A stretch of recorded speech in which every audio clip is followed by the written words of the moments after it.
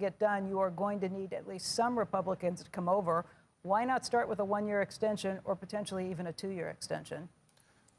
Well, Leader Schumer offered a one-year extension in the context of trying to end the Trump Republican shutdown. Yeah, that's different. What I'm talking about what you have now. Let's not go back to what's done in the past and what has not been extended. If you want to get something that has actually done, you need to do something that will have bipartisan. You can ask me the question. You can ask me the question. I'll provide the answer. Answer the question instead of going back. I'll provide the answer. No. I'm providing an answer in order to provide context. Republicans have repeatedly refused to take yes for an answer.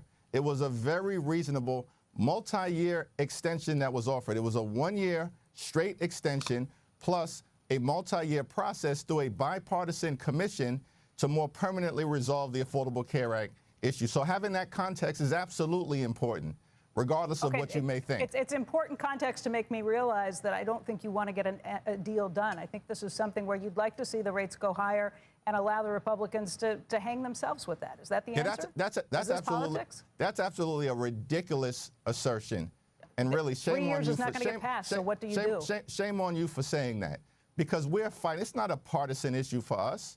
In fact, the states that are most impacted as it relates to an Affordable Care Act tax credit expiration are all Republican states. We're talking about West Virginia, Wyoming, Alaska, Mississippi, right? Tennessee. Over and over and over again, we can go through the list. That's why you probably have some Republicans who would sign on if you guys could come up with something that actually looks like a bipartisan deal. Listen, this is not a partisan fight for us. It's a patriotic fight.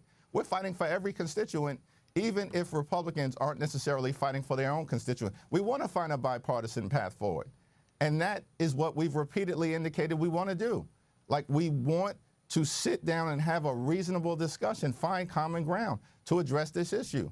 Now, Republicans said in the House they were willing to deal with the Affordable Care Act tax credit issue after the government funding agreement was reached. Well, now the government shutdown is over, and there's still been no conversations with House Republican leaders. Mike Johnson never said that. The leader never said that. You do have Republicans, though, who would agree with you on something if it was actually bipartisan in nature. That's what I'm trying to get at.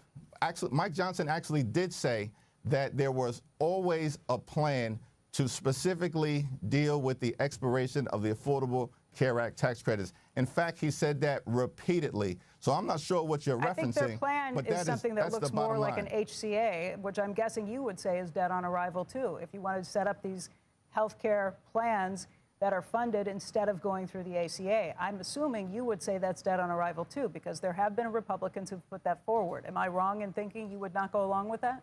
What I'm saying is that what's in front of us is the immediate expiration of the Affordable Care Act tax credits. Republicans have had all year to deal with this issue, and they've refused to do it. So they're the ones who are not interested in finding a resolution to a health care crisis that they've created, including passing a bill that enacted the largest cut to Medicaid in American history. And because of their policies, hospitals, nursing homes, and community-based health centers are closing throughout America, including in rural parts of the country.